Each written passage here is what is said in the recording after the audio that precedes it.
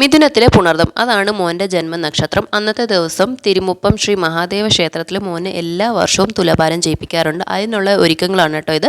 മുണ്ടും ജുബ്ബയൊക്കെ ഇട്ട് ആൾ റെഡി ആയിട്ടുണ്ട്. പോകാൻ നല്ല എക്സൈറ്റഡ് ആയിരുന്നു. ഞാൻ പോയില്ല, എനിക്ക് പോകാൻ പറ്റില്ല. അച്ഛനും അമ്മയും അപ്പയും ഒക്കെ കൂട്ടിയിട്ടാണ് പോയത്.